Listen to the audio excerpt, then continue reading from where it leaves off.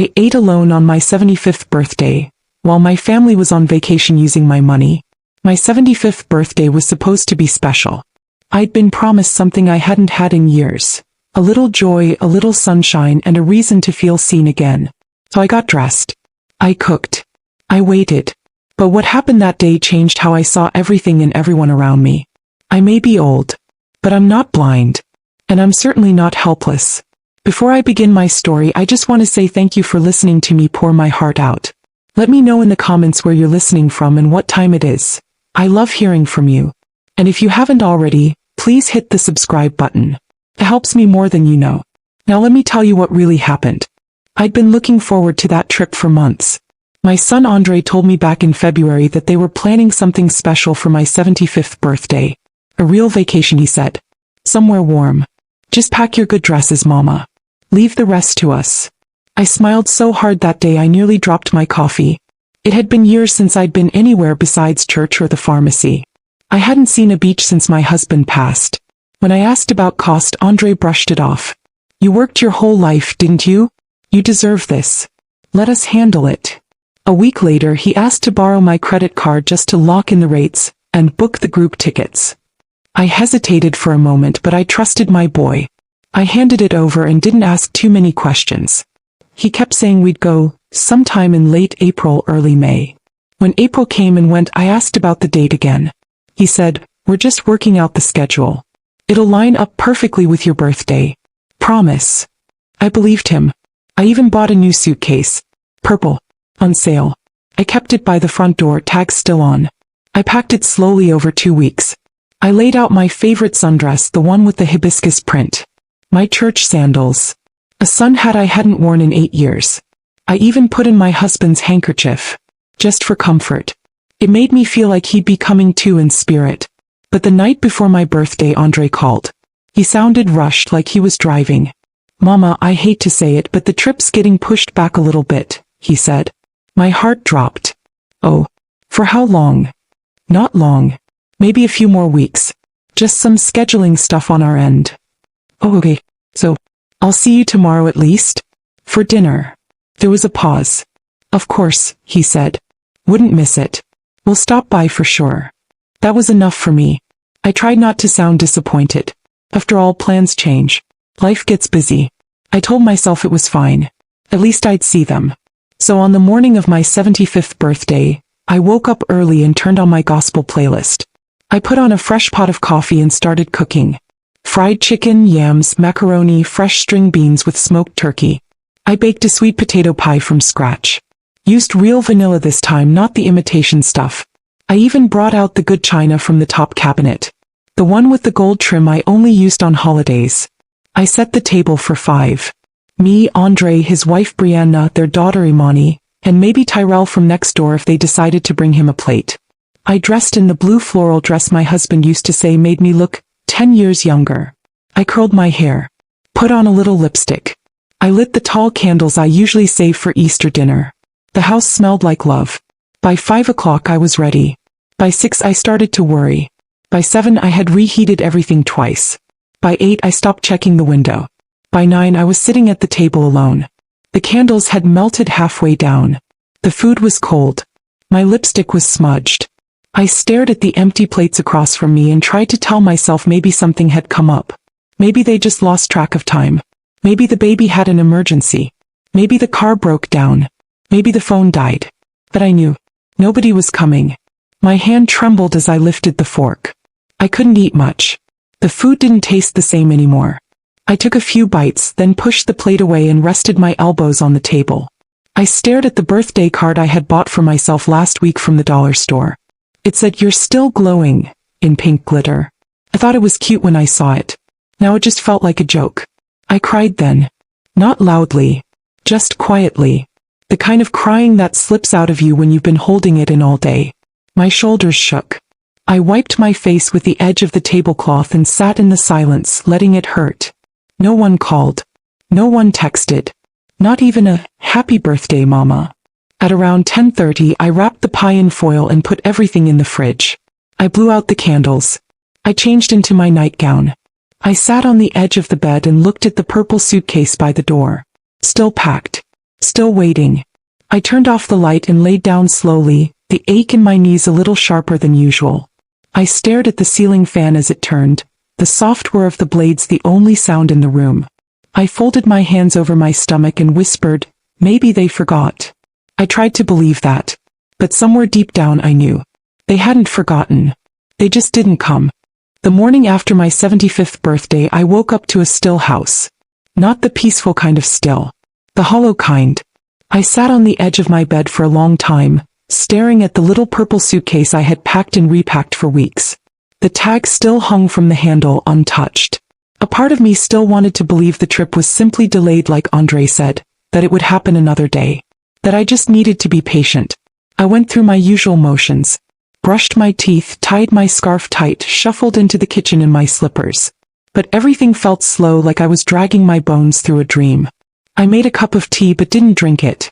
Opened the fridge, looked at the pie, closed it again. I didn't have the energy to warm up leftovers.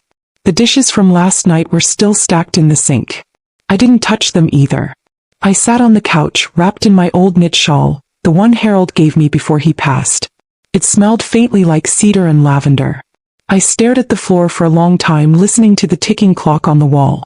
It was almost noon and still no calls. No texts. Not even a "sorry we missed you, Mama." I held on to that sliver of hope that maybe today they'd reach out. Maybe they got the day wrong. Then I heard a knock. 3 soft taps at the door. I got up slowly and peeked through the curtain. It was Tyrell. Sweet boy. He lived 2 doors down, always polite, always checking in on me. His grandmother raised him right. I opened the door. "Hey Miss D," he said, holding a plastic grocery bag and smiling. "Got you that lemon dish soap you mentioned." "Oh, bless your heart," I said, stepping aside. "Come on in, baby." He walked in and set the bag on the counter. I was about to offer him some tea, but he noticed my phone sitting on the table. "You still having trouble with your apps?" he asked, picking it up. I nodded. "It's been freezing up again. You know how I am with that thing. I press the wrong button and everything disappears." Tyrell chuckled. "Let me take a look." He sat down at the table, swiping through the settings. I went back to wiping the counter just to give my hands something to do. Then I heard him pause. "Miss D," he said gently, "did you say your son was planning to take you on a trip for your birthday?" I turned toward him slowly. "Yes. He said it was going to be a family vacation. But the night before my birthday he called and said it was postponed." "Why?" He hesitated, then glanced down at his phone. "I didn't mean to snoop," he said. "But I follow your granddaughter on Instagram. Imani." I frowned. "Okay."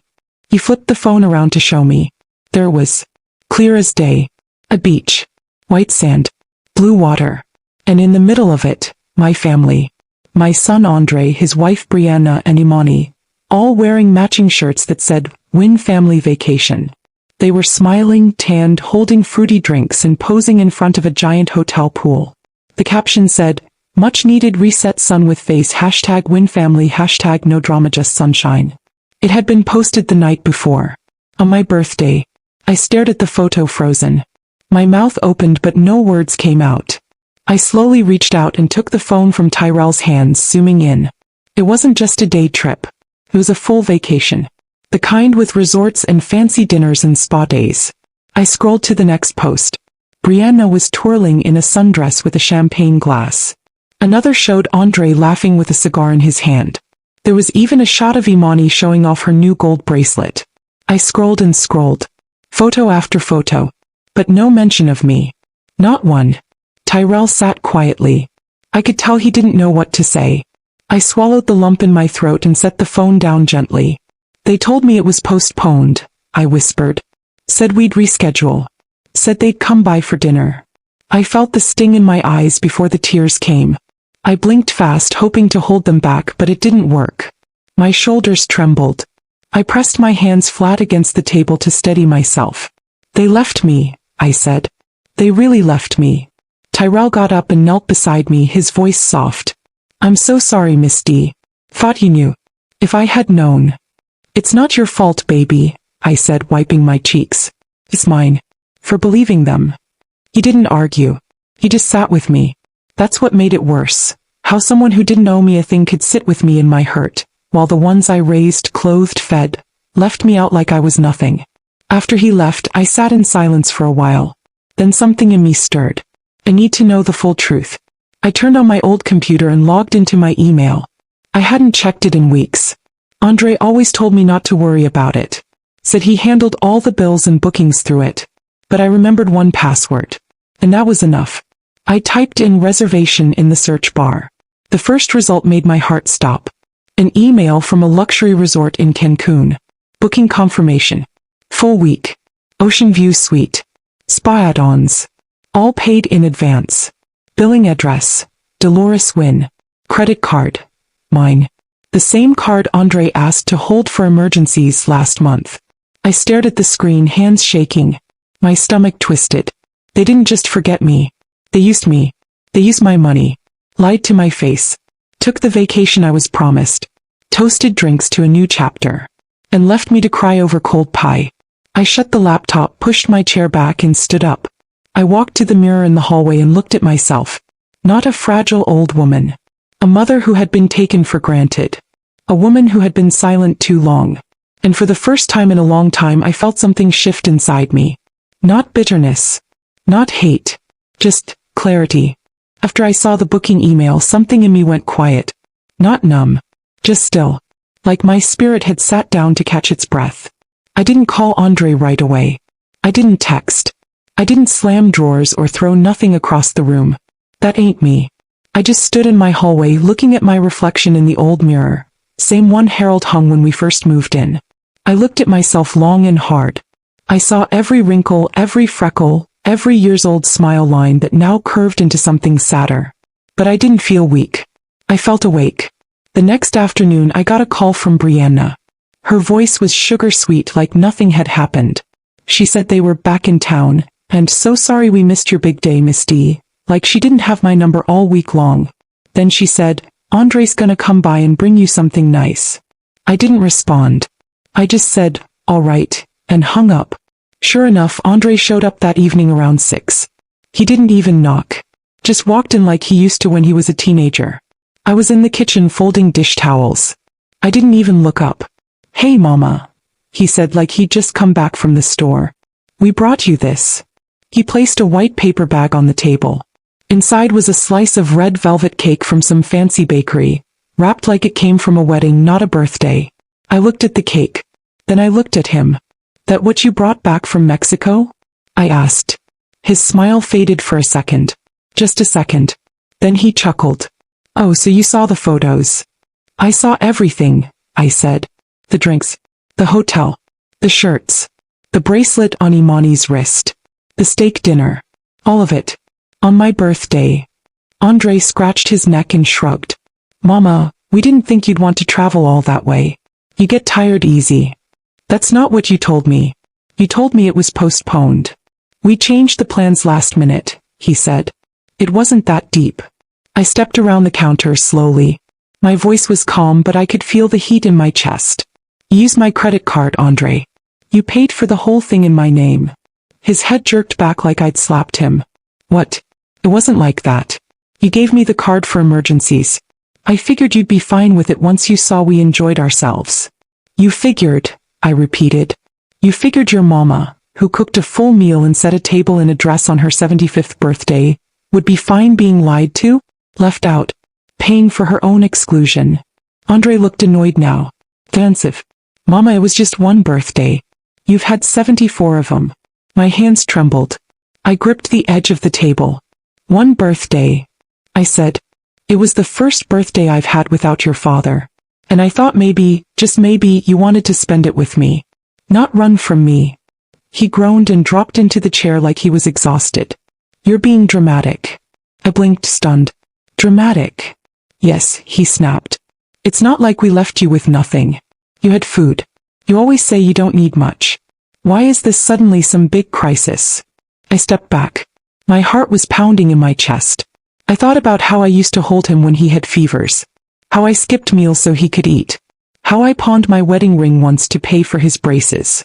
How I prayed every night for his safety when he was out too late. I thought about how he used to fall asleep on my lap during thunderstorms and call me his favorite person in the world. And now here he was, telling me I had enough, telling me my pain was too much trouble. I sat down across from him, staring right into the eyes of the man I raised. I'm your mother, Andre. Not your wallet. He didn't say anything. I didn't cry this time. Not in front of him. I just stood up again and walked over to the pantry to grab the broom. You can go, I said softly. He looked up, surprised. Mama. I need to sweep, I said. And I don't like sweeping around things that don't belong in my house. He stood slowly, and for a second he looked like he wanted to say something. But nothing came out. He left without another word. That night, I sat on the porch under the string lights Harold and I hung up years ago. I rocked back and forth in my chair with a blanket around my shoulders. I didn't cry, but I didn't smile either. I just let the cool air touch my face and listened to the crickets sing me a little mercy. I still loved my son. But I couldn't unsee what I saw. And I couldn't unfeel what I felt. I thought that was the end of it. That maybe we'd talk again later and smooth it out like mothers always do. But something was coming that would make me see everything clearer. And this time I wouldn't look away. I didn't go looking for trouble. I just needed a little help. A few weeks after the argument with Andre, things were tight. Tighter than usual.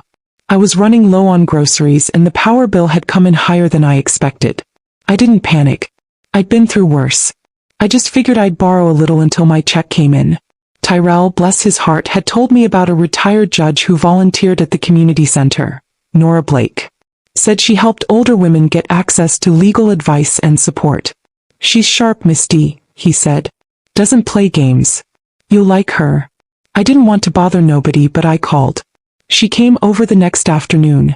Tall woman, silver gray twist out, sharp eyes, and a no-nonsense voice that still had kindness in it. She walked in wearing slacks and flat shoes, carrying a canvas tote filled with folders. Miss Wynne, she said, shaking my hand firmly. You needed some assistance? Just a little guidance, I replied, motioning for her to sit. I may need to borrow a few dollars just to tide me over. I'm not behind or anything, just a bad month. She gave me a careful look. Do you mind if I ask, don't you have a retirement account? Any savings? I nodded. I do. But my son's been helping me manage it. She set her tote down. And how involved are you with that management? I hesitated. He's got the login. He pays the bills. Said he'd handle all the boring stuff so I didn't have to worry. Nora leaned forward. Would you mind pulling up your online banking? Just so we can take a quick look. Make sure everything's where it should be. I didn't want to embarrass myself, but something in her tone told me I should listen. So I opened my old laptop and let her sit beside me. Took a few tries, but I got into the account. I noticed it before she even said a word. The balance didn't look right. She scrolled through quietly, not speaking yet. I sat beside her, heart pounding, watching her face. When she finally turned to me, she didn't speak like a judge. She spoke like a woman who'd seen too many stories just like mine. Miss Wynne, she said gently, your account's been drained over the past year. We're talking multiple withdrawals, thousands of dollars, mostly transferred to a secondary account. I felt cold all over. That must be Andre's. He's been handling things. She tapped her finger against a line on the screen. Look at this. Jewelry store. Resort charges. Electronics. Even some payments labeled consulting services, but they're all routed through his personal account, not any business account. This isn't help. This is misuse. My throat tightened. He's just been under stress. He told me things were tight. He's trying to grow something. Nora gave me a look. Not cruel. Not judgmental. But real. Dolores, she said, calling me by my first name for the first time, you are not a bank. And you are not here to be bled dry while smiling through it. I blinked. My lips trembled. But he's my son. And you're his mother, she replied. And you are worth more than how he's treating you. You raised him. You worked hard. You don't owe him everything you've got. I sat still. My hands were folded so tight they ached. She closed the laptop gently. You said you wanted help. I can help. But only if you're ready to stop letting your kindness be turned into a weakness. I didn't answer right away. I looked down at the kitchen tiles and thought about the years I spent wiping those same floors on my knees. Thought about how I saved every receipt.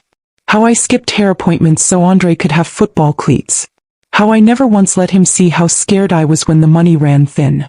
I thought about how I waited on my birthday for a dinner that never came, and how the people I gave everything to use my money to toast under palm trees. I don't want to hurt him, I whispered. You're not, she said. He's already hurting you. We didn't finish the conversation that day. I needed time. Nora understood. She left me her card and said to call her if anything else came up. It didn't take long, because the very next week Andre showed up at my door again. Smiling. Hey mama, he said stepping in. Got some good news. I found a house. Real fixer-upper with potential.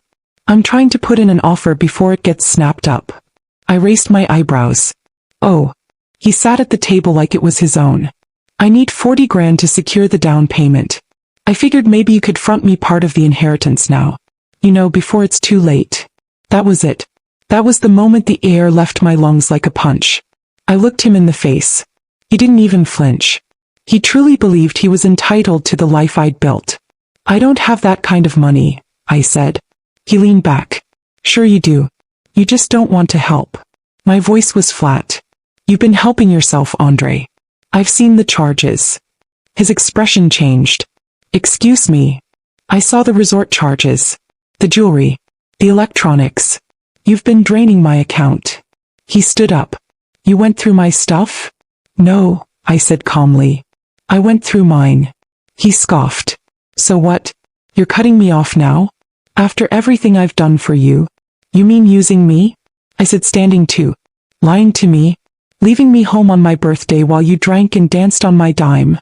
You do this, he snapped. You're gonna be all alone. Don't call me when you need something. I walked over to the counter, picked up Nora's card and looked him dead in the eye. I won't. He stormed out, slamming the door behind him. I stood there for a moment, feeling the silence settle back in. Then I picked up the phone. And I called the woman who helped me see the truth.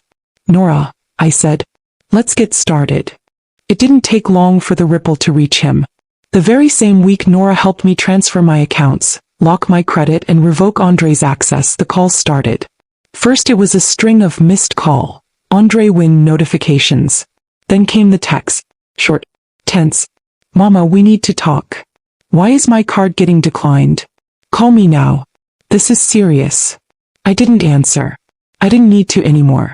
Nora said it would take a few days for all the legal paperwork to finalize, but the minute the accounts were frozen, Andre would feel it, and he did. I imagined him standing in a checkout line somewhere, trying to run my card and being told it was no longer valid. I imagined his eyes narrowing, his voice rising.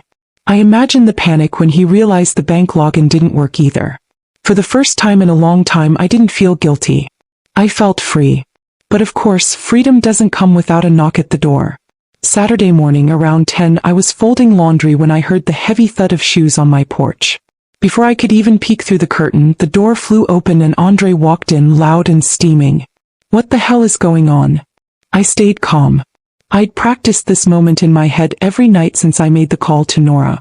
I looked him in the eye and said, "You'll need to be more specific." He scoffed. "My business account is frozen. My bank app's locked.